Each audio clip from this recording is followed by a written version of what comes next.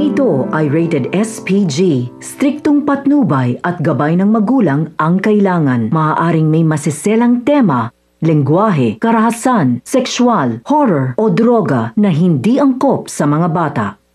Sinabi ni Tanggol na talagang dasal na lang ang makakapitan nila kung ano ang magiging desisyon ng korte sa kanila at sana lang umano ay hindi pa ito ang huli para sa kanilang lahat. Dito nga ay muling binalikan ang lahat ng kanyang mga pinagdaanan at pakikipagbasag ulo at mga maling gawain. Kung kaya't dito sinabi ni Tanggol na sana'y malampasan nila ang lahat at maitama nila ang lahat ng kanilang pagkakamali. Kung kaya't hiling niya sa Panginoon na bigyan pa sila ng pagkakataong magbago.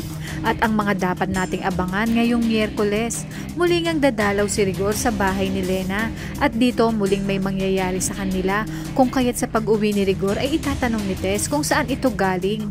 Sasabihin ni Rigor na hindi na importante kung saan siya galing.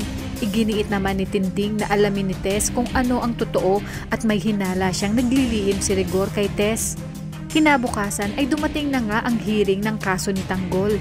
Magkasamang pupunta sina Tess, Tinding at Beng sa presinto.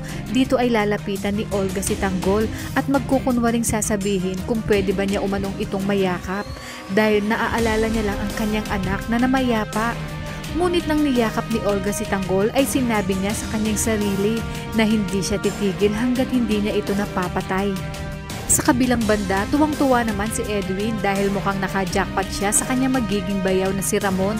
Ngunit paano na lang pag nalaman ni Ramon na isa pala sa mga runner nila itong si Edwin sa Quiapo? Aaminin kaya ni Edwin kay Mokang ang tunay na negosyo ni Ramon? At si Edwin na rin kaya ang magiging daan upang mabuko si David at malaman ni Ramon na ang tunay niyang anak ay isang nakakulong ngayon at inilipat na sa City Jail? Kaya kung bago ka pa lang sa aking channel ay mag-subscribe ka na at i-click mo na rin ang bell icon para updated ka sa pinakahuling kaganapan sa paborito mong teleserye, ang FPJ's Batang Quiapo. Hanggang sa muli, salamat!